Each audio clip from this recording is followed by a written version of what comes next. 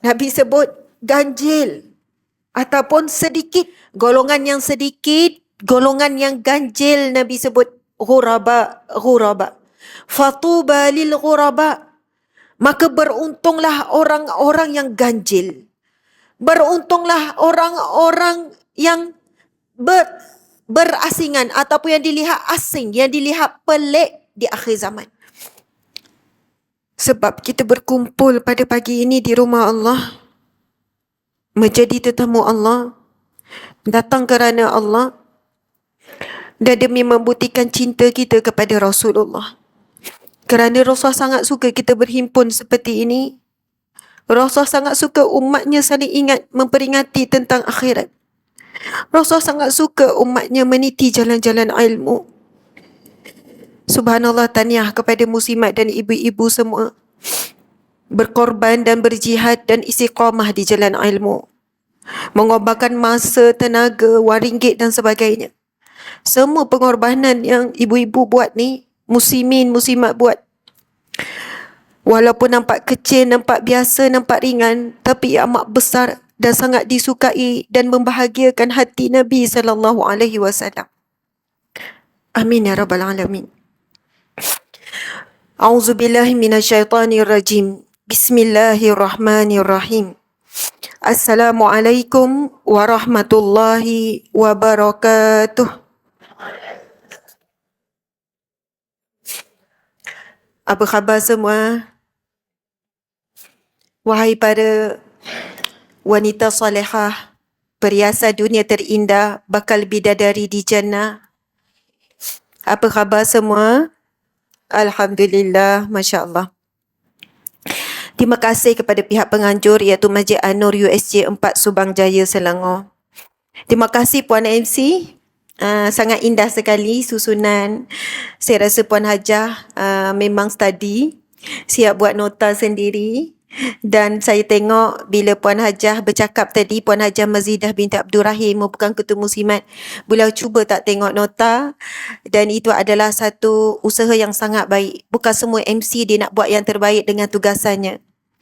Dan bila kita tengok, walaupun dengan usia sekian jadi Ketua Muslimat, itu bukan satu jawatan yang mudah. Bukan satu amanah yang ringan. Ia sangat berat. Nak mewakili muslimat, nak imarahkan majlis ilmu, kadang banyak fitnah, kadang banyak sangkaan-sangkaan. Menghadapi di usia begini, ada orang tak suka dan sebagainya. Subhanallah, tuan-puan sekalian, tahniah kepada para ibu, para wanita yang masih berada di tempat masing-masing sekarang. Di rumah tangga masing-masing, memainkan peranan sebagai isteri, ataupun sebagai ibu tunggal, ataupun sebagai kakak, sebagai adik, sebagai jiran yang baik, sebagai sahabat kepada sahabat. Di mana posisi kita sekarang, itulah posisi yang terbaik yang Allah tetapkan pada saat dan umur kita sekarang. Saya dengan umur saya dalam proses berjuang hari demi hari, saat demi saat, minit demi minit tanpa henti. Bekerja keras, kerahkan tenaga muda sesuai dengan umur yang masih Allah beri pada saat ini. Ibu-ibu, muslimin, muslimat, dengan apa yang Allah berikan, saatnya, keadaannya, kudratnya, kita cuba sedaya upaya untuk manfaatkan untuk diri dan untuk orang sekeliling kita. Sebab ia akan menyumbang kepada agama. Ia akan menyumbang kepada ummah. Dia akan menyumbang kepada negara kita. Masya Allah. Seterusnya, saya nak ucap terima kasih kepada pembaca doa. Imam nampak muda sangat kan? Ya, tapi dah kahwin rasanya kan? Boleh 4. Ampun. Kalau suami orang lain cepat je kan? Kok isteri imam ada kat sini? Ya. Terkejut keluar ya. Imam muda, maksud saya mungkin dah berpunya, dah ada isteri, tak bolehlah nak buat menantu. Bukan nak buat laki makcik-makcik sekian. Saya bayangkan makcik-makcik berkenan nak buat menantu. Tiba-tiba berfikir nak buat laki pula. Tidak. Menantu maksud saya, Masya Allah. Subhanallah, terima kasih baca bacaan doa yang sangat indah dan baik. Saya ucap terima kasih kepada dihormati Ahli Jawatan Kuasa Tertinggi Masjid An-Nur USJ 4, Biro Muslimat Masjid An-Nur USJ 4, Muslimin Muslimat yang hadir ke masjid, yang hadir secara live di FB, di IG dan di TikTok. Subhanallah. Kenapa kita punya apa ni? TikTok Awak nampak tak kelabu? Mu- dia bukan tu, jadi dia macam ada something wrong. Mungkin awak kena check dia punya, saya tak tahulah filter ke apa ke. Okey. Alhamdulillah, muslimin muslimat sekalian, setelah 2 minggu tak ada ceramah di lapangan. Bila lama tak ceramah depan orang, memang akan rasa kaku sikit. Ya, balik daripada Al-Aqsa, Palestin. Saya baru balik 3 hari lepas daripada Baitul Maqdis di Palestin, pergi tengok sendiri bagaimana suasana Jerusalem, ziarah makam-makam para nabi dan semuanya. Sebelum itu pergi ke Jordan, banyak juga sejarah dan makam makam para nabi alaihi salam, para pejuang yang syahid di medan perang, peperangan yang dihantar oleh Rasulullah, ramai para sahabat yang wafat di bumi Jordan. Sebab bumi Urdun atau Jordan itu tempat bermulanya pemerintahan Empire Rome runtuh. Empire Rome runtuh, iaitu di bumi Urdun dan bumi Jordan itulah. Pasukan demi pasukan. Bayangkan pasukan pertama yang Rasulullah hantar, dalam tu ada Khalid Al-Walid, dalam tu ada sahabat Nabi. Berapa orang sahabat Nabi terkemuka yang akhirnya wafat, muslimin muslimat. Tentera Islam 3,000 lawan 200,000. Melawan tentera Rom. 3,000 lawan 200,000. Tapi yang wafat, yang meninggal dalam peperangan tersebut di kalangan umat Islam hanya dalam 12 orang sahaja. Kalau fikir logik, 200,000 lawan 3,000, patut 3,000, bukan 3,000, 3,000 tu kira tak ada seorang, habis. Tapi hebatnya pertolongan Allah Subhanahu Wa Taala. Sebab itu, bila saya jejak Rasul, para Nabi, jejak para sahabat di bumi Jordan, di bumi Palestin, sebagaimana Nabi sebut, ghuraba. Nabi sebut ganjil ataupun sedikit. Golongan yang sedikit, golongan yang ganjil, Nabi sebut ghuraba. Fatuba lil ghuraba. Maka beruntunglah orang-orang yang ganjil. Beruntunglah orang-orang yang berasingan ataupun yang dilihat asing, yang dilihat pelik di akhir zaman. Tuan-puan sekalian, akan sampai satu masa pakai tudung pun akan dianggap adalah satu perbuatan yang berat, dan siapa yang tegur, dah berlaku dah hari ini. Bila ada pihak yang menegur wanita tidak menutup aurat, suara itulah yang akan dikecam, suara menegur. Betul atau tidak? Kalau dulu, susah sangat kita nak tengok adegan.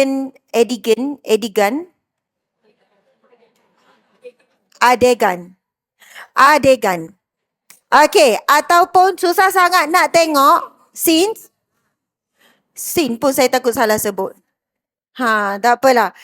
Susah sangat kita nak tengok situasi apa? Suami isteri berpeluk, bercium di khalayak ramai. Kita tak tengok. Tapi bermula daripada artis, influencer, orang berpengaruh, orang yang terkenal, buat video non-stop, walaupun suami isteri peluk, kan cium pipi, kan cium dahi, kan cium ni, peluk. Mula-mula ada suara. Tak elok, tak boleh, janganlah. Tak sopan, tak manis. Lama-lama, yang ditegur ni mula-mula segan. Lama-lama ramai yang buat, akhirnya suara teguran ni tenggelam. Dan siapa yang tegur, kau dengki ke? Apa masalah? Dia orang kan lelaki bini? Apa masalah? Lepas tu dah jadi normal. Nak tegur pun rasa macam dah tak kena, macam ketinggalan. Lepas tu keluarlah pula video suami isteri dalam kolam mandi. tanpa baju, berpeluk, cium sampai leher. Dan saya bukan terkejut dengan jawapan artis tersebut. Saya terkejut tengok komen netizen. Tahu tak bila saya tengok komen netizen? Ramai sangat yang backup.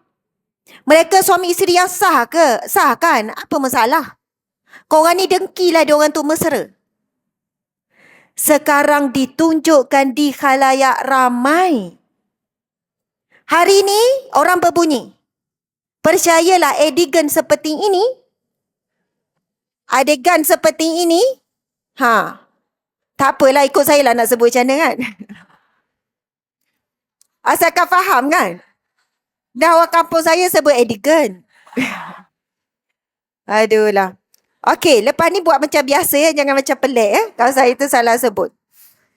Lepas ni, adegan seperti itu akan dilihat tidak pelik dan ramai yang mula buat.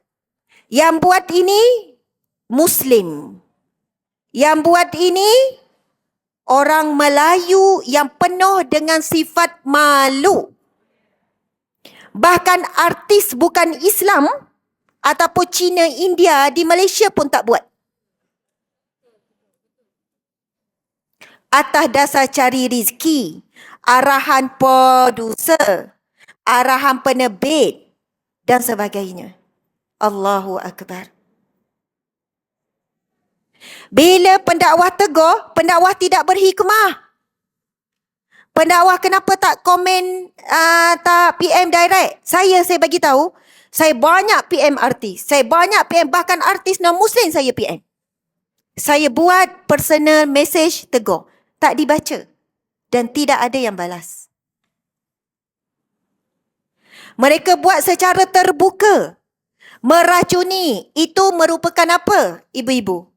Itu adalah soft porn.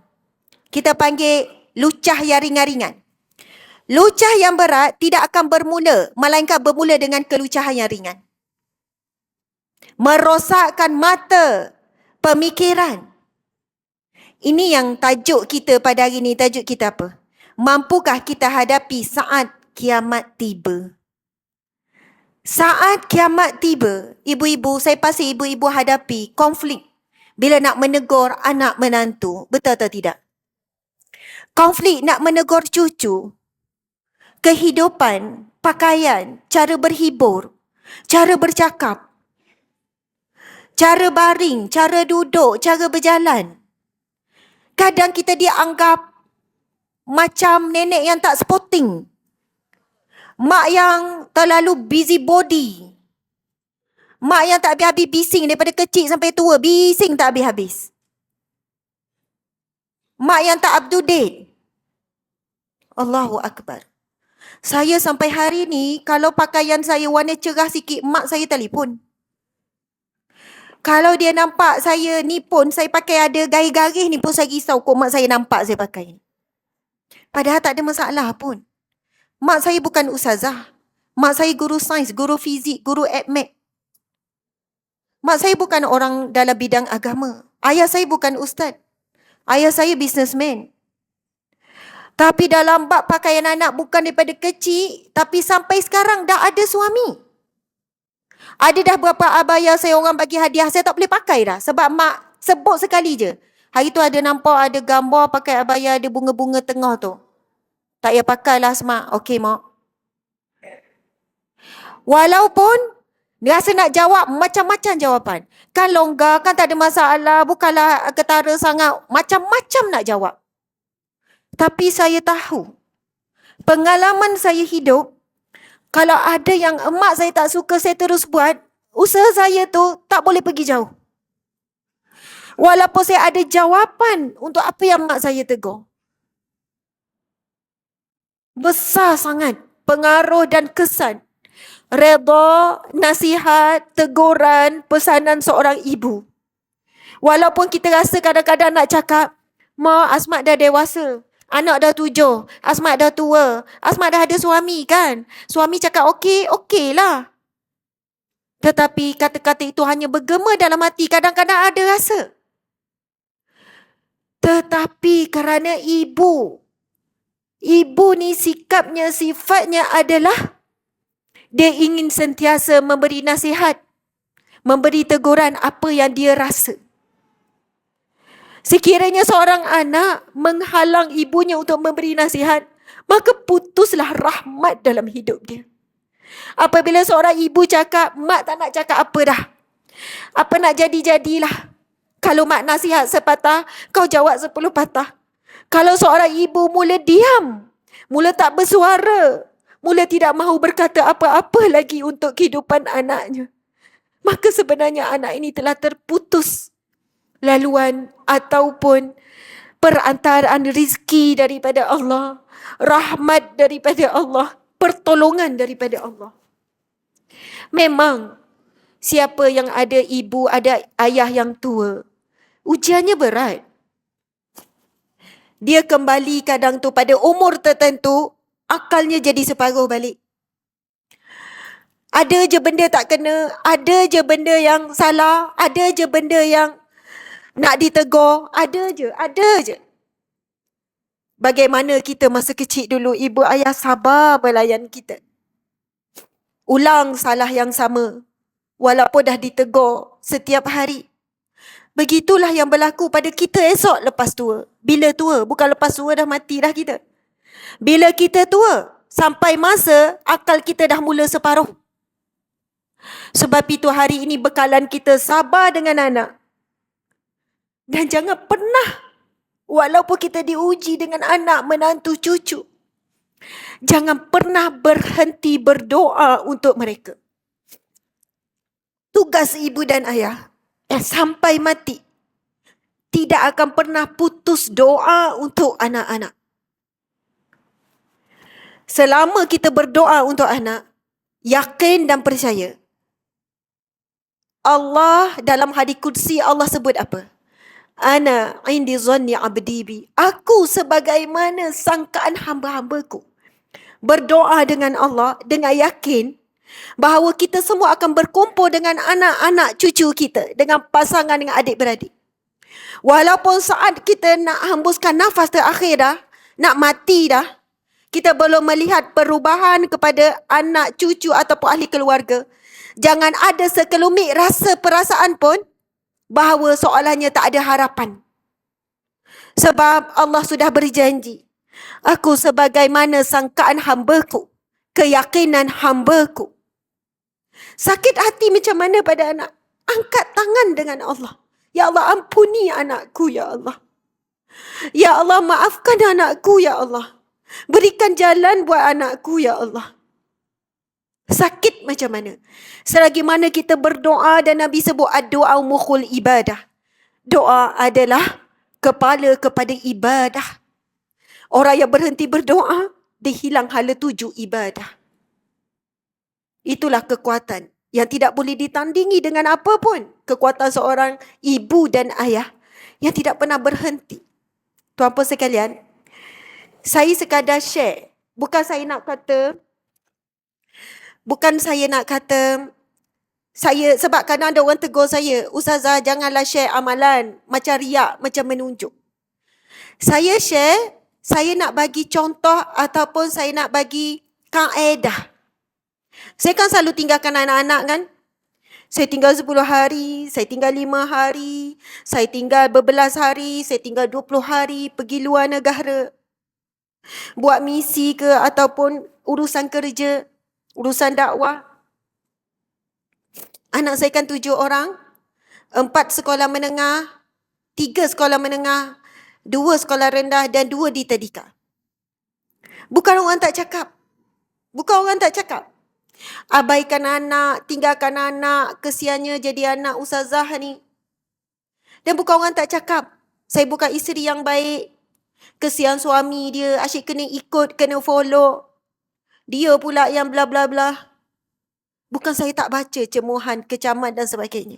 Dan bukan saya tak risau anak-anak. Anak rasa macam mana? Anak rasa sedih ke? Selalu kena tinggal, tak cukup kasih sayang. Tapi saya usaha untuk setiap hari. Saya mula, yang pertama saya akan baca suratul Fatihah khusus buat arwah ayah saya. Kemudian surah Al-Fatihah yang kedua khusus buat arwah mak mertua saya. Dan yang ketiga untuk ibu saya. Dan yang keempat untuk bapa mertua. Ini yang masih hidup. Dan yang kelima untuk suami.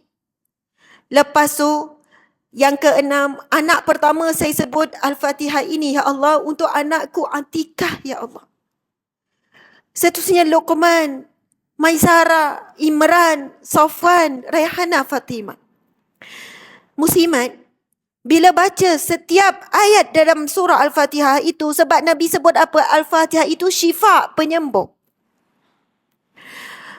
Dan Nabi bersabda, hadis yang sahih, tidak ada surah yang menyamai keagungan surah Al-Fatihah. Sama ada yang terkandung di dalam Taurat, Zabur, Injil, bahkan di dalam Al-Quran. Tidak ada surah, tidak ada ayat yang boleh menyamai suratul Fatihah. Bila saya bermula ayat pertama, Bismillahirrahmanirrahim, dengan nama-Mu ya Allah, yang Maha Pemurah lagi Maha Penyayang. Saya bayangkan Allah kukuhkan kasih sayang saya walaupun jauh dengan Atikah. Saya bagi contoh, ketika saya sedekahkan, saya bacakan Al-Fatihah untuk Atikah. Ayat yang kedua, Alhamdulillahirrabbilalamin. Masa tu, apa yang saya pernah kecil hati dengan Atikah contohnya. Saya pernah sedih perbuatan dia. Saya tolak semua, saya ucap syukur. Segala puji bagimu, ya Allah Tuhan yang mentadbir sekian alam. Engkau kurniakan aku anak seperti Atikah. Bila sebut Ar-Rahmanir-Rahim, yang Maha Pengasih, yang Penyayang, ya Allah sayangilah anakku Atikah. Rahmatilah dia, ya Allah. Ar-Rahmanir-Rahim. Malik Yaumiddin. Pemilik hari pembalasan hari kiamat. Masa ini saya bayangkan apa? Permudahkan hisabku sebagai ibu Atikah dan Atikah di hari akhirat kelak. Sebab ayat bermaksud Malik Yaumiddin. Raja hari pembalasan. Dan saya bayangkan juga Malik. Pemilik. Atikah milikmu ya Allah. Bukan milikku ya Allah. Iyyaka na'budu wa iyyaka nasta'in. Engkaulah ya Allah, kepadamu kami menyembah dan kepadamu kami minta tolong. Masa tu saya bayangkan, saya mengharap Allah tolong Atikah untuk jadi anak yang salihah. Untuk jadi pelajar yang kuat menghadapi ujian. Sekarang dia nak ambil SPM. Iyyaka na'budu ya Allah, kepadamu kami memperhambakan diri. Jadikan Atikah seorang hamba-Mu yang baik. Ihdinas siratal mustaqim. Masa ni saya akan menangis. Setiap nama anak dan setiap bacaan tu saya akan menangis. Ihdinas siratal mustaqim. Ya Allah, tunjuki kami, tunjuki anakku Atikah ini jalan-Mu yang lurus. Siratal ladzina an'amta alaihim. Jalan orang-orang yang Engkau beri nikmat. Ghairil maghdubi alaihim waladdallin. Bukan jalan orang yang Engkau marah, Engkau benci, Engkau murka. Dan bukan jalan orang-orang yang sesat. Ibu-ibu, indah tak? Bila saya baca Al-Fatihah untuk suami saya nangis. Saya syukur Allah beri suami. Saya syukur di atas kelebihan dan kekurangannya. Bukan bersyukur di atas kelebihan saja. Atas kekurangannya memberikan saya rasa sabar terhadap suami. Daripada kekurangan dan kesilapannya saya beroleh pahala sabar. Daripada kelebihannya saya dapat pahala syukur. Saya mendoakan supaya suami saya dapat petunjuk yang jelas daripada Allah bila sebut ihdinas siratal mustaqim. Supaya memimpin kami ke syurga. Saya tak akan baca Al-Fatihah sekaligus. Sebab saya tak mampu nak fokus. Tapi saya akan baca satu demi satu sampai habis. Dan yang terakhir, saya akan baca Al-Fatihah untuk diri sendiri. Dan sebagai penutup, saya ingat pesan Habib Ali Zainal Abidin ketika bertemu berdepan. Dia pesan Ustazah kena doakan follower Ustazah. Dia guna istilah follower pun saya tak suka sebut anda semua follower. Anda semua adalah sahabat seperjuangan. Tapi nak mudah istilah. Yang menyokong perjuangan Ustazah. Yang mendokong. Tanpa mereka Ustazah tak boleh nak kekal di jalan dakwah. Siapa? Ibu-ibu semua. Saya akan niatkan, ya Allah, buat sahabat-sahabat di alam maya yang tak pernah bertemu. Buat sahabat-sahabat yang pernah bertemu. Sama-sama di jalan dakwah ini, ya Allah. kepada mereka, ya Allah. Al-Fatihah. Kita tahu surah Al-Fatihah setiap ayat adalah doa. Betul atau tidak? Hadis Nabi. Dan setiap ayat suratul Fatihah itu, sahabat-sahabat,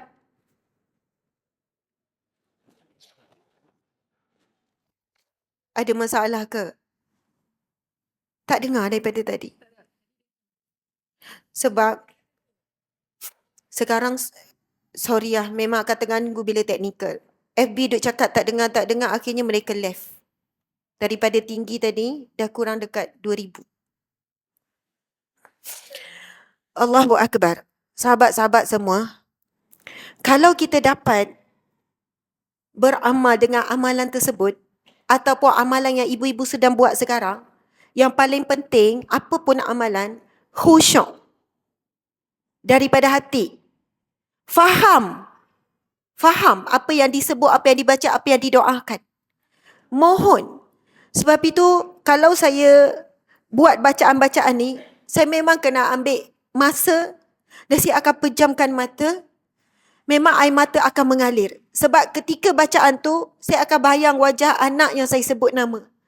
Saya akan menangis dan saya akan senyum juga. Silih berganti. Sebab terbayang keletah lucu dia.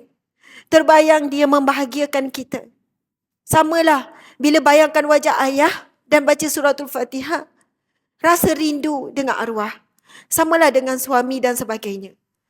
Dan mudah-mudahan surah Al-Fatihah itu menjadi tautan walaupun berjauhan. Bila balik, tak ada rasa kekurangan walaupun dah 10 hari tak jumpa. Tidaklah jadi terkurang kasih sayang anak pada kita. Tidaklah anak meluahkan perasaan. Dia ni rasa macam terkilan ataupun tak cukup kasih sayang ataupun dia meluah pada kawan-kawan. Saya sangat takut kalau anak-anak saya meluah pada kawan-kawan, dia tidak gembira ataupun tak seronok jadi anak saya. Sebab anak-anak saya yang kecil dulu kadang, dia masih kecil sekolah rendah kan. Kadang dia cakap, tak best lah jadi anak Umi. Kalau boleh tak nak jadi, bukan tak nak jadi Umi, kalau boleh tak nak orang tahu dia ni anak saya. Kalau Umi datang, Umi jangan masuklah sekolah. Umi tunggu jauh-jauh, tak best lah. Kenapa? Selalu kena ejek. Bila anak Ustazah Asma kena jadi perfect. Bila buat salah sikit, macam ni ke anak Ustazah Asma? Cakap bagus sangat mentang-mentang kau anak Ustazah Asma. Kena ejek itu, kena ejek ni. Sampai mereka rasa macam tak best lah jadi anak Umi. Nak pindah sekolah tak nak orang tahulah. Subhanallah. Apa yang saya boleh minta? Allah beri kefahaman, kematangan walaupun belum usia lagi.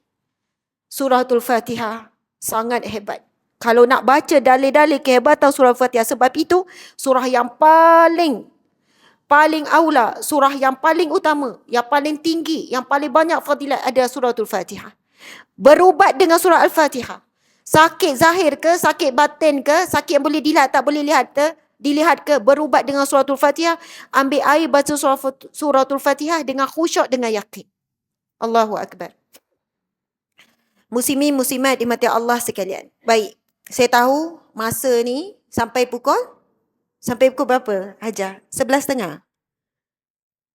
11.45. Lebih kurang setengah jam je lagi ni. Tak masuk tajuk lagi. Tapi walaupun tak masuk secara langsung, tapi sebenarnya secara tak langsung kita dah masuk dah. Kita dah mula daripada awal tentang keadaan umat akhir zaman. Dan ujian kita sebagai ibu, sebagai isteri. Dalam keadaan situasi, kata-kata kita kadang itu tersekat nak cakap. Tak didengar, ditolak. Tapi kita ada kuasa doa, ibu-ibu. Al-Quran itu mukjizat. Kita ada bacaan Al-Quran, ibu-ibu. Kita tak mampu ikhtiar direct yang dilihat, yang dinampak. Kita ikhtiar dengan cara yang paling hebat dan paling tajam. Nabi sebut apa? Ad-du'a silahul mu'minin. Doa adalah senjata bagi orang beriman. Kenapa disebut senjata? Apa tujuan senjata? Apa peranan senjata? Mempertahankan diri senjata. Senjata digunakan untuk lawan musuh. Betul atau tidak? Kenapa Nabi sebut ad-du'a silahul mu'minin? Doa senjata orang mukmin. Siapa musuh kita? Syaitan. Hawa nafsu kita. Bisikan-bisikan manusia yang mengajak kejahatan. Doa boleh mengalahkan sebab kita ada senjata doa. Dan doa adalah benteng daripada musuh. Yang mengalahkan kita bukan suara-suara negatif. Bukan ejekan dan kecaman manusia. Yang mengalahkan kita adalah iman kita yang lemah. Yang tidak boleh menampung ujian-ujian yang memang Allah dah janjikan. Kamu tidak akan dikatakan beriman selagi mana kamu tidak diuji. Orang yang beriman pasti akan melalui ujian. Sebab itu selain daripada kita mematahkan kata-kata fitnah, kita kena menguatkan iman kita dengan doa. Dengan doa. Allahu Akbar. Masya Allah. Muslimin muslimat dimati Allah sekalian. Mampukah kita hadapi saat kiamat tiba? Saya nak membacakan, memang penjelasan ini agak panjang. Hakikat dan tanda-tanda akhir zaman. Hakikat dan tanda-tanda akhir zaman. Kalau ikutkan nota ni, saya ambil daripada Bayan Linnas siri 161 daripada Jabatan Mufti Wilayah Persekutuan. On the way tadi saya baca, saya rasa rugi sangat sebab kalaulah nak tunggu ibu-ibu ataupun saya sendiri baca, mungkin tak baca. Tetapi asbab ceramah dan kuliah ini, akhirnya saya pun dipaksa Allah untuk baca sebab saya nak buat persiapan. Dan saya nak baca penjelasan Bayan Linnas daripada Jabatan Mufti Wilayah Persekutuan tentang hakikat dan tanda akhir zaman. Supaya kita tahu persiapan apa yang kita perlu buat. Kita nak cek kita dah buat persiapan ataupun belum. Permulaannya adalah persoalan berkaitan dengan Dajjal. Persoalan berkaitan dengan Dajjal. Dan bila sebut pasal Dajjal, muslimin muslimat sekalian, ia bukan hanya berkisar tentang Dajjal Al-Masih mata satu. Tetapi dalam hadis Nabi telah menyebutkan tentang Dajjal ni daripada zaman Nabi lagi. Nabi guna perkataan Dajjal bukan ditujukan kepada Dajjal mata satu Al-Masih, Dajjal Al-Masih tu. Tetapi ditujukan kepada orang-orang yang mengaku menjadi Nabi, itu juga Dajjal. Dan segala bentuk fitnah, tipu daya ataupun makar-makar perancangan yang merosakkan akidah, semua itu adalah daripada tipu daya ataupun hasutan Dajjal. Maksudnya Dajjal-Dajjal kecil. Sebelum keluar Dajjal yang besar. Okey. Bila sebut perkataan Dajjal, apa maksud Dajjal? Cuba sebut Dajjal. Bila sebut rasa macam mana? Cuba sebut dengan nak marah. Dajjal. Oh gitu kan. Nak sebut pun takut ya.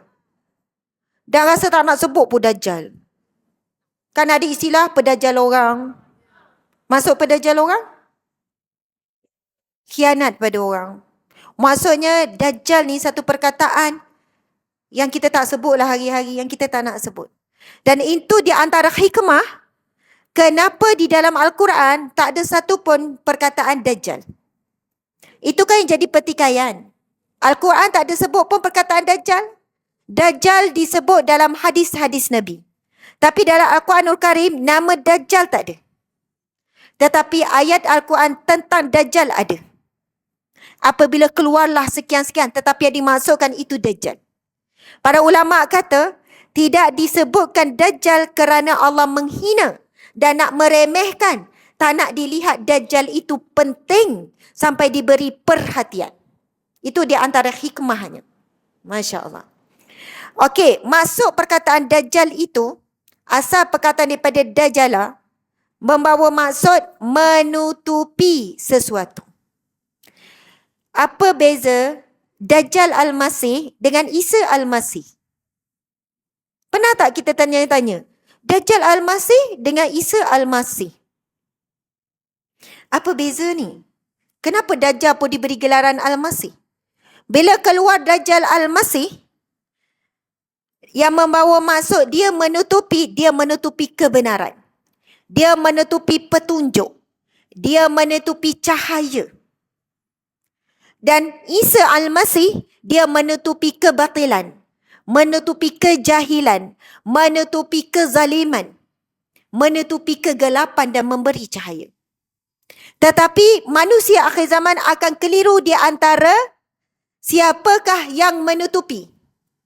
Keliru sebab nampak Dajjal yang beri cahaya, Dajjal yang beri makan, Dajjal yang berikan keperluan.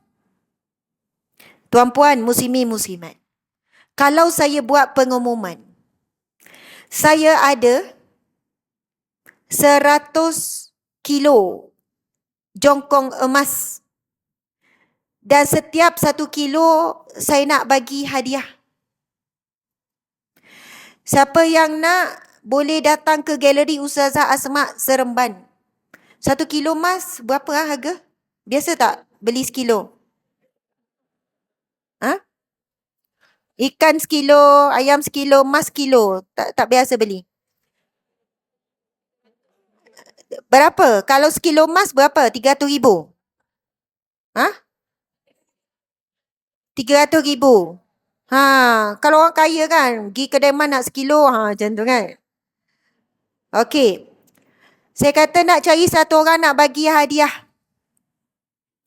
Pada tarikh sekian, pukul 8 pagi pada hari Jumaat ni contohlah.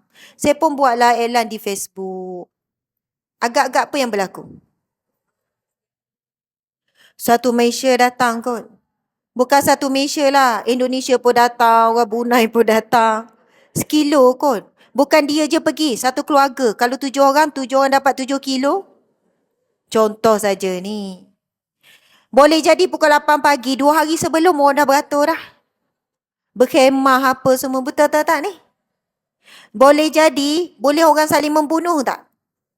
Sebab pintas, aku datang dulu sebab nak termasuk dalam 100. Dia yang ke 100 ni, aku sampai dulu, aku dulu, gini. Lepas tu cek pula, engkau 2 orang, satu keluarga, seorang je lah, bla bla bla bla bla. Tuan-puan sekalian, itu baru 100 kilo emas.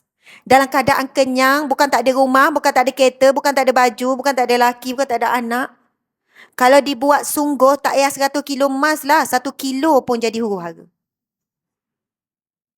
Bahkan hari ini, manusia sanggup buat apa saja untuk dapat duit daripada TikTok. Contoh, ada influencer. Nak dapat 100, kena buat ni. Walaupun perbuatan itu menjatuhkan maruah. Suruh buka baju. Suruh joget sekian, dapat 100. Boleh ikut ni. Buat. Itu baru 100. Baru 50.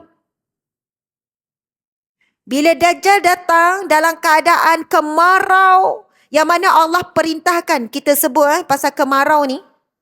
Ada hadis Nabi yang menjelaskan tentang kemarau ni. Sesungguhnya sebelum keluar Dajjal, hadis Nabi SAW. Sesungguhnya sebelum keluar Dajjal akan berlaku 3 tahun yang sangat dahsyat. Manusia akan dilanda kelaparan yang teruk.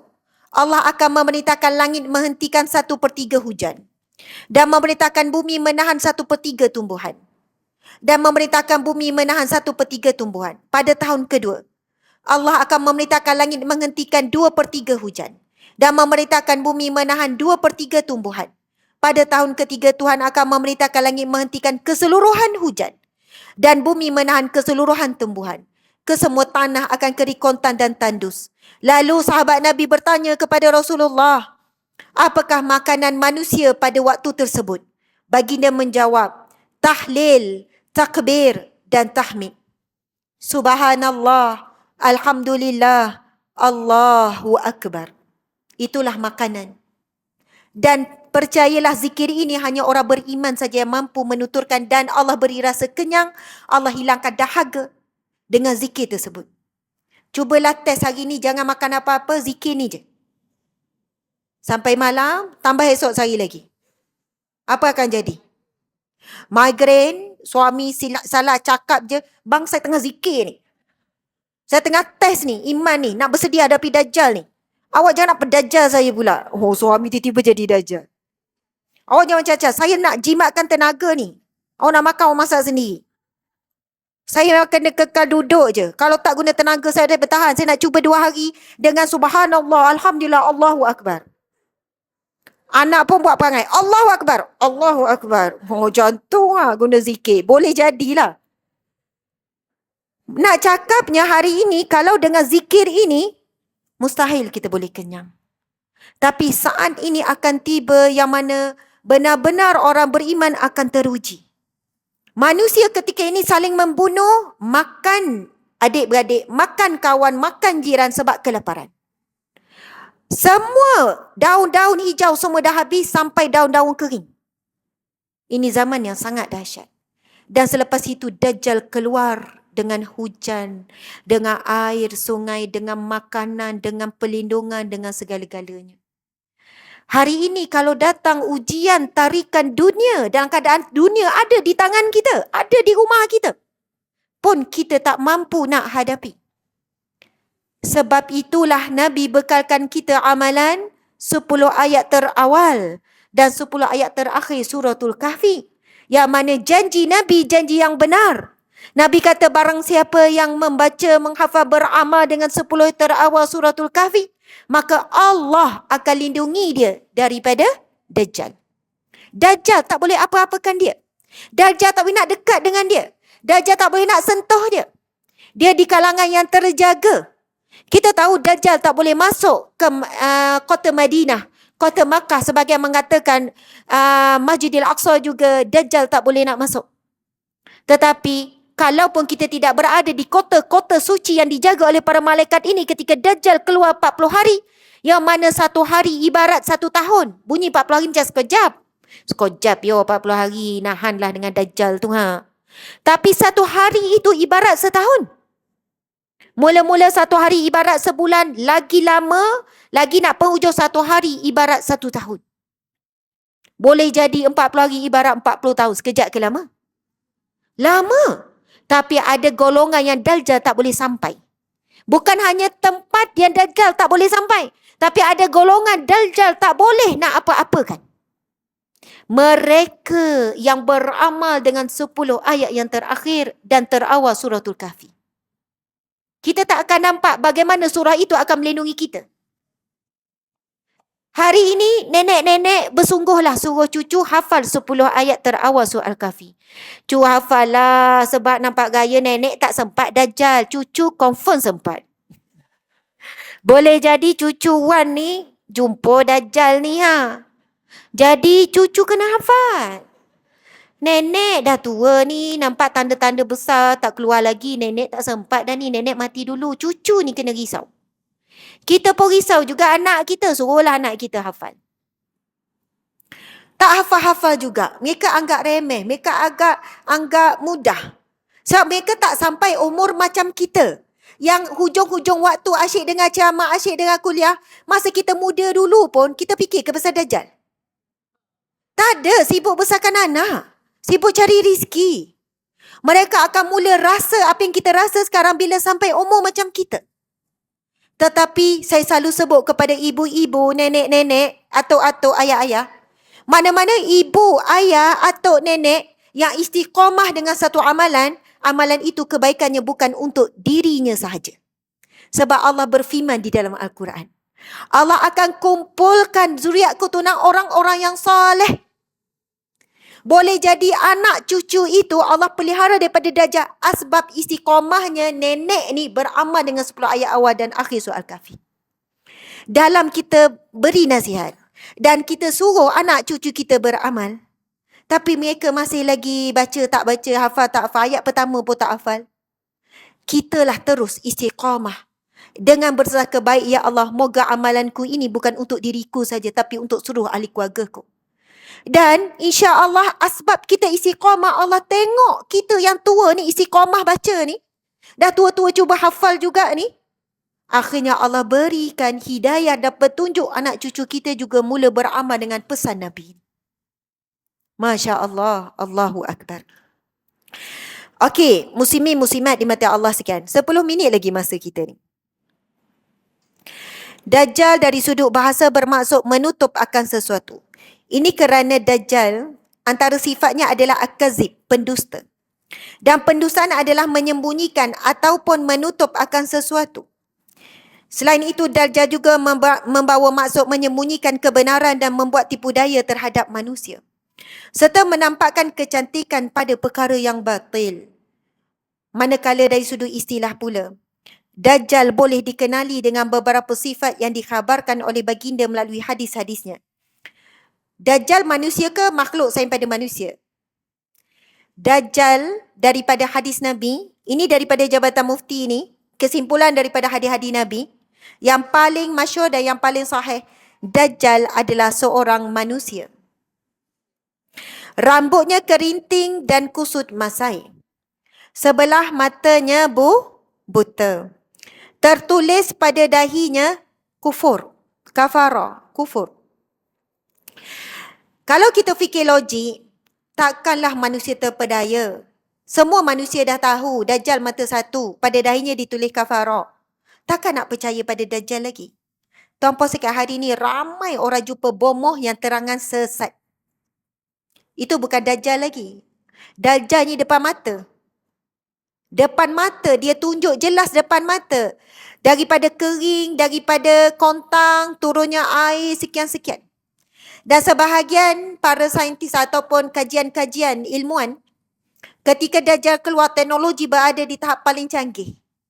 Yang mana teknologi itu boleh membentuk benih-benih ataupun hujan boleh turun. Teknologi yang begitu canggih sampai sekian-sekian. Dan yang menggerakkan teknologi itu kita dah tahu dah, Yahudi dan Israel. Semalam saya banyak cakap pasal Yahudi, Israel. Live semalam memang disekat. Tapi masih ada, tapi engagement reach memang disekat. Sebab saya baru balik dan melihat sendiri bagaimana kehidupan rakyat Palestin di Baitul Maqdis dan bagaimana Yahudi dan Bani Israel di kalangan Yahudi ketika saya berada di Jerusalem. Bagaimana makam Nabi Daud memang dikuasai mereka. Kita boleh tengok sekejap dari jauh. Makam Nabi Soleh ditutup terus, kita langsung tak boleh pergi ziarah. Dan bagaimana dengan mata boleh tengok daripada celah-celah makam Nabi Ibrahim, boleh tengok bagaimana mereka melakukan ritual ibadah mereka di makam Nabi Soleh alaihi salam. Dan sekatan-sekatan terhadap orang Islam Palestinian di sana. Dan kenapa banyak kehidupan Palestinian tak dapat liputan dunia? Kerana orang yang buat liputan, orang yang cuba bagi bantuan akan menghadapi ancaman. Saya pun diberi peringatan banyak untuk keselamatan. Okey, tuan-puan dimati Allah sekalian. Kita baca hadis Nabi SAW. Nabi bersabda, Ad-Dajjalu mamsuhul ain maktubun baina ainaihi kafir. Dajjal itu matanya terhapus seolah-olah tidak bermata, tertulis di antara kedua matanya kafara. Saya sebut pasal bomoh tu, tuan-puan sekalian. Saya jumpa ramai isteri yang terdesak gunakan bomoh untuk kembalikan cinta suami. Ustazah, saya dah ikhtiar macam cara. Doa saya dah buat, air tawar dah buat, saya dah cuba berubah, saya dah ni, tapi suami tetap tak nak cintakan saya apa semua. Akhirnya saya jumpa seorang, dia ustaz ustazah. Sebab dia baca Al-Quran. Ustaz ustazah. Dia suruh puan buat apa?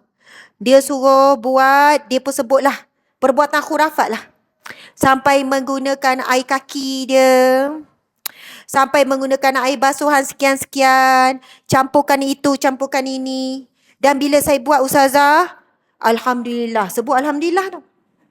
Menjadi ustazah. Suami saya jadi romantik, memang tak nak keluar dari rumah, asyik nak berkepit dengan saya, bla bla bla bla bla. Saya pun kata, puan menyebut nama Allah di atas kesyirikan. Puan buat perkara syirik, dia kalau puan meninggal, puan tak sebab taubat, dosa puan tidak akan diampunkan Allah. Nabi dah sebut, semua dosa diampunkan Allah, melainkan syirik. Baik puan bertaubat dan hentikan semua, putuskan semua. Saya kena bagi tahu ke suami ustazah. Saya harap puan, bila puan berhentikan semua, puan taubat dengan Allah, perbuatan puan itu akan digugurkan oleh Allah sebab hadis Nabi sebut apa? Allah itu Maha Pengampun. Apabila Allah mengampuni hambanya, umpama hambanya tak buat. Kita kalau buat salah dengan manusia, manusia ingat lagi apa yang kita buat. Betul atau tidak? Tapi Allah bila kita mohon ampun, sungguh-sungguh, taubatan nasuha, umpama kita tak pernah buat kesalahan tu. Lepas tu nanti kalau suami saya dah sedar, saya kena cerita ke? Kalau tidak ada keperluan, puan tak perlu cerita. Cukup selepas itu, puan berusaha dan bertaubat dan laluilah kehidupan dan terimalah apa jua kenyataan. Sebab itu aib yang besar sangat bila puan dah terlibat dengan perkara yang syirik. Saya jumpa ramai ibu bapa buat syirik demi anak sembuh. Anak sakit. Doktor kata dah tak ada harapan. Pergi jumpa bomoh sana, bomoh sini. Sampailah jumpa bomoh yang buat perkara khurafat. Dengan bantuan jin, anak sebenarnya tak sihat tapi dilihat sihat. Jin boleh buat. Nak tipu daya. Saya dah berubat mana-mana ustazah tapi yang ni je menjadi. Apa yang dia suruh puan buat? Dia pun ceritalah dengan binatang tu, dengan itu, dengan ini, guna itu, darah lah, apalah, macam-macam. Lepas tu kami kena pakaikan ni, lepas tu kena gantung tu, lepas tu kena baca ada mantra sekian-sekian. Saya kata jelas khurafat, tak ada ragu-ragu. Tapi kan ikhtiar ustazah, ikhtiar kan. Sebab itu Nabi SAW sampai sebut 70,000 golongan yang akan masuk syurga tanpa dihisap. Tak ada hisap. Di akhirat kelak dibangkitkan, tak perlu hadapi hisap, buku amalan, timbangan mizan, semua tak perlu, terus dijemput masuk ke dalam syurga. Mereka yang berubat tidak menggunakan bomoh yang melakukan kesyirikan. Sebab kita akan sangat terdesak bila melibatkan nyawa. Melibatkan orang tersayang. Melibatkan diri kita.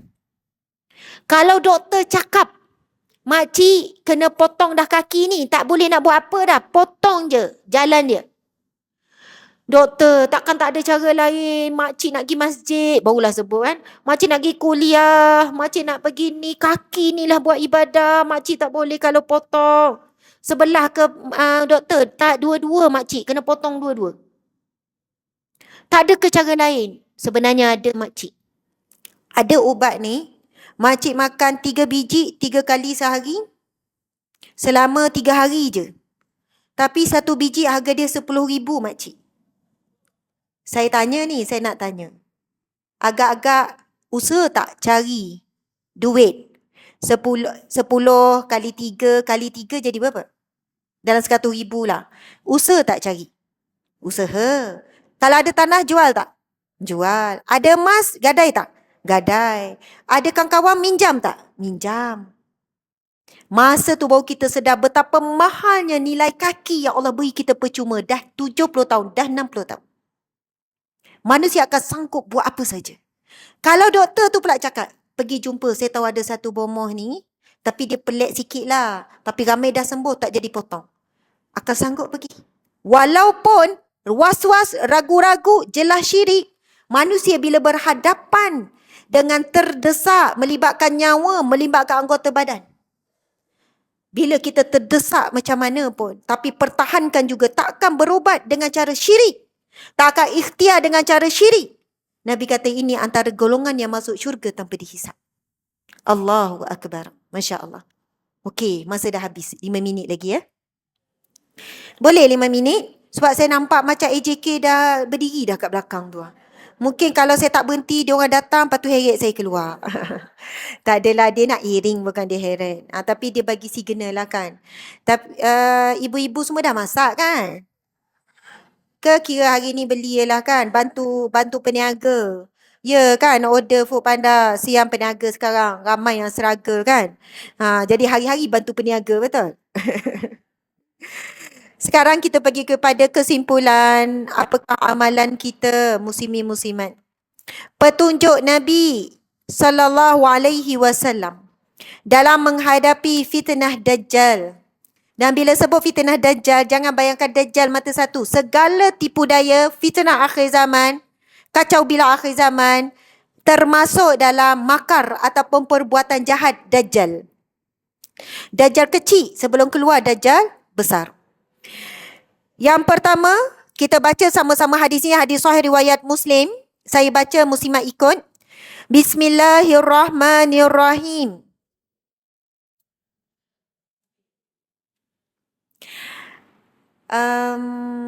Di IG pun orang dah komen tu, mic tak elok, suara berdengung apa semua, minta video ni apa semua. Jadi saya tak tahu ni kenapa ada macam-macam masalah dengan teknikal ni. Ni. Kena segerakan. Sama ada awak buka je terus. Okey, muslimin muslimat. Sekali lagi. Bismillahirrahmanirrahim. Qala Nabi sallallahu alaihi wasallam, man hafiza 10 ayat min awwali suratil kahfi usima minad dajjal. Sadaqa Rasulullah sallallahu alaihi wasallam. Maha benarlah kata-kata Nabi. Maha benarlah perkataan Nabi sallallahu alaihi wasallam. Kalau baca firman Allah kita sebut sadaqallahul azim. Maha benarlah kata-kata Allah yang maha agung. Bila sebut hadis Nabi kita boleh tutup dengan sadaqah Rasulullah. Maha benarlah kata-kata Rasulullah. Ini hadis sahih riwayat Muslim. Nabi bersabda, sesiapa yang menghafal 10 ayat daripada awal surah Al-Kahfi akan terselamat daripada fitnah Dajjal. Muslimat, ibu-ibu, susah ke senang nak hafal 10 ayat terawal surah Kahfi? Ada yang kata senang sebab dia dah hafal. Ada yang kata susah, dah 20 tahun dah hafal, tak hafal-hafal lagi. Ada yang dah usaha 10 tahun, ada dah usaha setahun, tak hafal-hafal. Baru lancar 2 ayat, berhenti sebulan, lepas tu dengar ceramah, isah balik, mula balik. Lepas tu masuk ayat ketiga, berhenti lagi. Lepas tu dah tak ingat langsung, dengar ceramah sekiamat sedajjal, hafal balik. Gitulah duk pusing-pusing sampai jangan sebut. Macam itulah. Betapa kita ni lemah sangat. Muslimat, mudah-mudahan tazkirah hari ini boleh bagi kekuatan. Cuba letakkan seminggu masa untuk diri kita. Jangan jadikan alasan umur. Jangan jadikan alasan kudarat. Makcik ni ustazah, nama sendiri pun lupa ustazah. Contoh. Percayalah, Allah akan membantu hambanya untuk mengingati dan menghafal kalimahnya. Kalau kita boleh buat di usia macam ni, benda yang kita pun tak terfikir, contohlah tiba kita buat kenduri kan. Tak tahu datang daripada mana tenaga tu kan. Layan tetamu daripada pagi sampai petang. Kalau sebelum tu nak semayang 5 minit pun sakit urat. Ada waktu-waktunya bila kita buat sepenuh hati bersungguh-sungguh, kita lupa kita sakit. Mungkin boleh jadi kita belum betul-betul yakin dan percaya tentang kelebihan 10 ayat terawal surah Al-Kahfi. Dan kita belum faham kenapa betapa perlunya kita kepada perlindungan daripada Dajjal, lebih perlu daripada makan dan minum. Lebih perlu daripada tidur dan rehat. Lebih perlu kita daripada seolahnya daripada nyawa kita sendiri. Sebab apa? Siapa yang boleh selamat daripada fitnah Dajjal, maka dia akan selamat daripada api neraka. Sebab fitnah yang paling berat adalah fitnah tu Dajjal. Dan inilah fitnah umat akhir zaman. Nabi pesan supaya menghafal 10 ayat yang terawal dan membaca 10 ayat terakhir. Untuk 10 ayat terakhir, Nabi sebut barang siapa yang membaca ataupun beramal. Jadi kalau tak mampu hafal, kalau boleh hafal, hafal. Itu terbaik. Tak mampu hafal 10 ayat terakhir, cukup dengan baca. Tapi untuk 10 ayat terawal, hadis sahih Nabi pesan supaya menghafal. Lalu saya pula, kalaulah saya sebut, ibu-ibu kalau tak mampu nak hafal 10 ayat, hafallah ayat ke-10. Agak-agak nak ambil yang mana? Hafallah ayat ke-10 sebab Ustazah cakap kau dah tak mampu 10 ayat. Ayat ke-10 pun jadilah.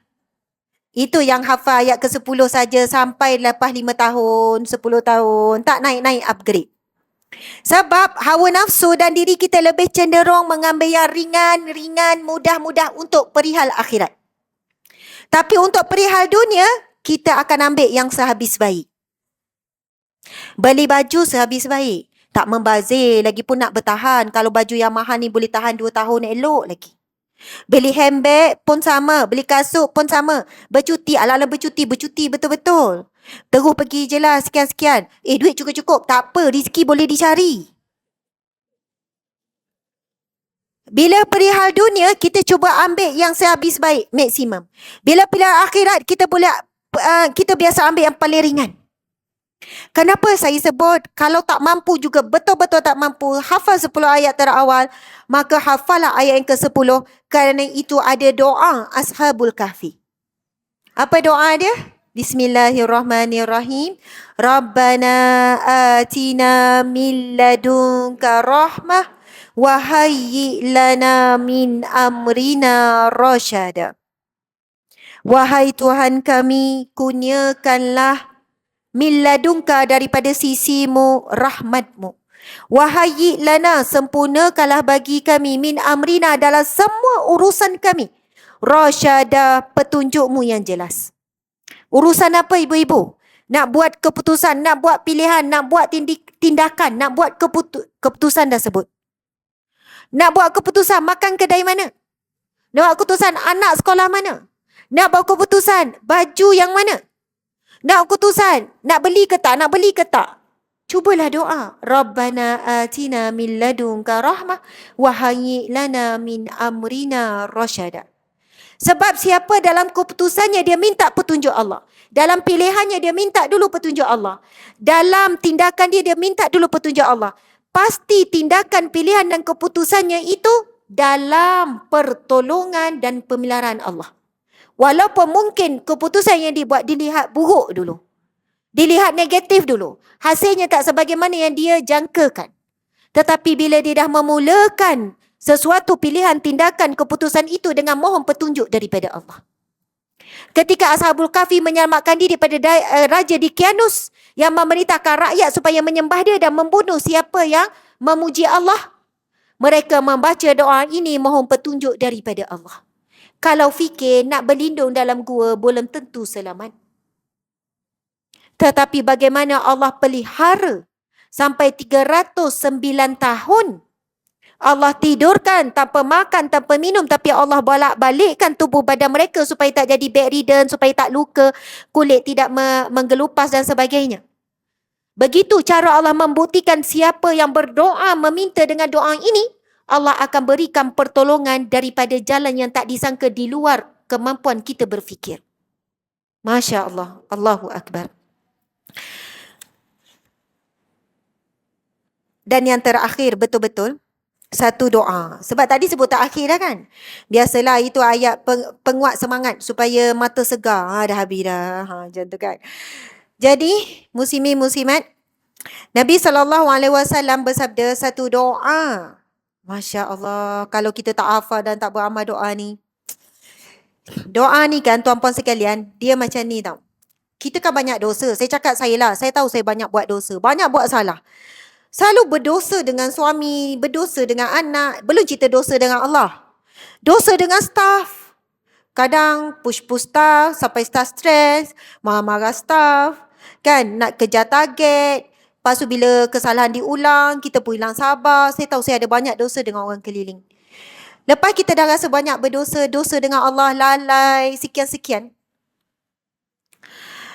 Yang menenangkan kita, yang mengembalikan kembali hati yang kuat, yang kita ada kekuatan nak betulkan balik, nak mengakui kesilapan, nak memperbaiki diri. Pertama, ia akan berlaku dalam solat. Ibu-ibu, muslimin muslimat, betul atau tidak? Kita akan rasa tenang bila kita solat di awal waktu. Dan resah yang paling utama bila kita lambatkan solat. Walaupun kita lambatkan solat sebab urusan, sebab kerja, ataupun sebab hal-hal, kita tengah pilih handbag, suami bagi duit 1,000, suami kata jangan lebih walaupun 1 sen. Habiskan 1,000. Kalau tak habis, soalannya macam tu lah. Masa suami suruh beli, apa yang nak? Tiba-tiba dengar azan, contoh tiba-tiba dengar azan, kita pun sikit lagi. Tapi hati masa tu datang tak rasa resah gelisah? Dah datang. Selagi mana kita tak solat, resah gelisah. Tapi kalau kita kata, okey, dah ada dah yang berkenan, tapi letak sini dulu, nanti buat pilihan, pergi semayang dulu. Dan itulah saat kita dapat ketenangan. Maksud saya, Ketenangan adalah datang apabila kita menyerah diri kepada Allah, mendahulukan panggilan Allah. Sebab apa yang berlaku ketika solat itulah yang akan membetulkan kembali apa yang salah silap. Sebab Nabi sebut apa? Antara solat ke solat menggugurkan dosa. Antara Zuhur ke Asar kita ada buat banyak dosa. Bila kita solat Asar, Allah gugurkan dosa. Antara Asar ke Maghrib ada dosa dengan Allah, dengan manusia, dengan makhluk. Allah gugurkan bila solat Maghrib. Kenapa kita terus rasa tenang bila kita tunai solat? Satu, kita rasa tak berhutang dengan Allah. Settle. Sebab lagi tak solat, lagi tu beban. Dan doa yang Nabi ajarkan ini membuatkan kita rasa macam mana ya? InsyaAllah kalau mati, insyaAllah selamat daripada api neraka. InsyaAllah selamat daripada fitnah hidup dan fitnah mati. Selamat daripada azab kubur dan azab api neraka. Doa yang Nabi ajarkan yang kita perlu baca sebelum bagi salam. Nanti cari dari internet. Tapi saya ajak dulu muslimin-muslimat untuk ikut bacaan doa ni. Sebelum baca doa ini, Nabi SAW bersabda, Bismillahirrahmanirrahim. Idza faragha ahadukum minat tashahhudil akhir falyasta'iz billah min arba. Yaqul Allahumma. Yang tu nanti kita akan baca sama-sama. Nabi bersabda, apabila kamu selesai daripada membaca tasyahud akhir, maka berlindunglah dengan Allah daripada 4 perkara. Dan ini adalah hadis sahih riwayat Muslim. Tak ada pertikaian, tidak ada keraguan bahawa Nabi memang ajar, wasiatkan kita untuk membaca doa ini sebelum bagi salam. Innaka hamidum majid, jangan bagi salam lagi. Baca doa ini dulu. Bila Nabi baca dan berikan doa yang khusus, subhanallah, di waktu yang khusus, maka doa itu ada level mustajabnya berbeza.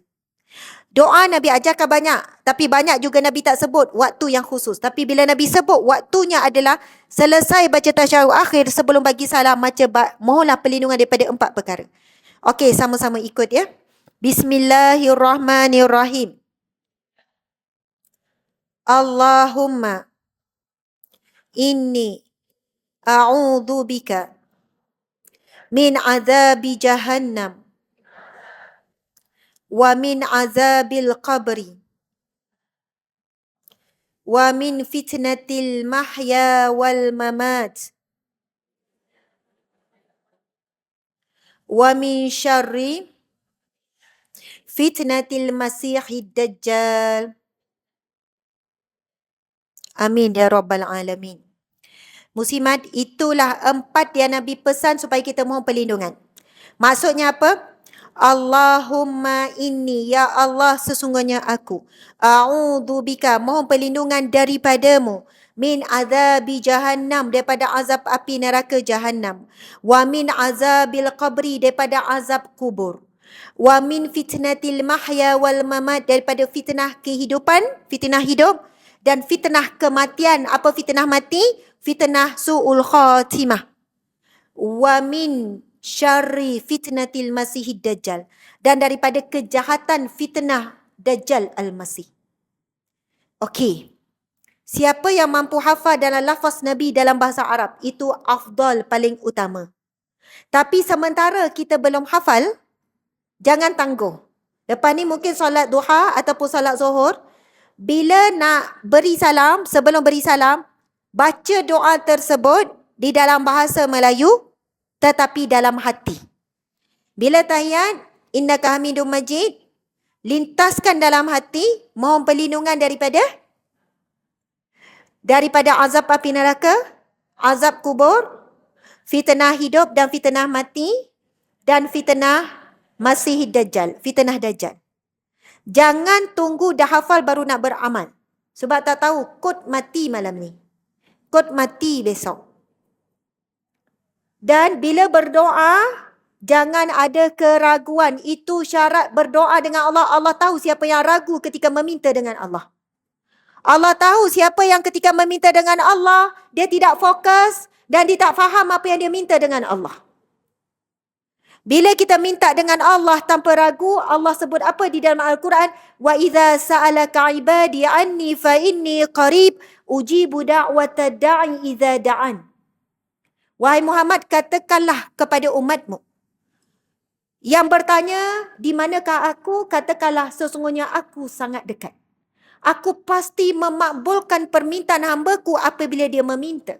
Falyastajibu li wal yu'minu bi. Maka taati perintahku dan beriman yakin kepadaku. Syarat doa dimakbulkan Allah kena yakin ketika berdoa. Selepas itu, usaha menghafal dan lafaz Nabi. Sebab keberkatan ada pada lafaz Nabi. Nanti kita akan rasa syok sangat ibu-ibu. Sebelum bagi salam, kita lepas innaka minum majid. Allahumma inni a'udzubika min azabi jahannam wa a'udzubika wa min azabil qabri wa min fitnatil mahya wal mamat wa min syarri fitnatil masih dajjal. Saya jadi macam terganggu, bukan apa. Saya selalu sebut, saya akan tambah Allahumma inni a'udzubika min azabi jahannam wa a'udzubika min azabil qabri wa a'udzubika min fitnatil mahya wal mamat wa a'udzubika min syarri fitnatil masih dajjal. Kalau kita dah terbiasa mohon perlindungan untuk setiap permintaan tu pun tak ada masalah. Kita boleh baca dengan kuat macam baca tahiyat. At-tahiyat, bila kita boleh lafaz dalam bahasa Arab, kita boleh baca sebagaimana kita baca tahiyat, boleh keluar suara. Dan bila kita semayang seorang-seorang kat rumah, tak ada makmum, tak ada kiri kanan, kita boleh baca sampai suara tu jelas kedengaran di telinga. Kalau ada jiran kiri kanan, ada jemaah lain, kan kita kena baca, telinga kita dengar sipi-sipi je kan? Bisik. Tapi kalau semayang kuat-kuat dekat rumah, kita boleh baca dengan jelas sampai telinga kita dengar apa yang kita baca. Maka telinga kita tertutup daripada bisikan syaitan. Masya Allah. Ia tidak mengurangkan pun pahala dan tidak mencacatkan solat. Alhamdulillah, terima kasih semua.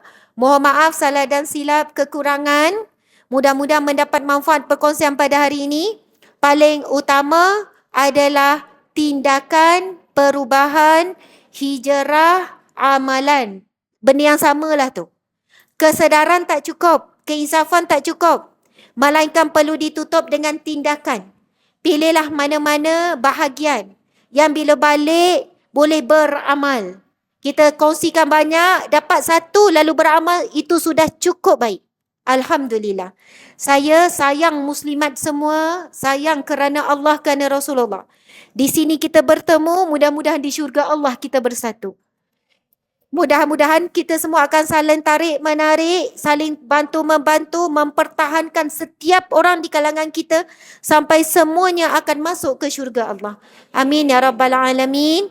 Wabila taufiq wal hidayah. Assalamualaikum warahmatullahi wabarakatuh.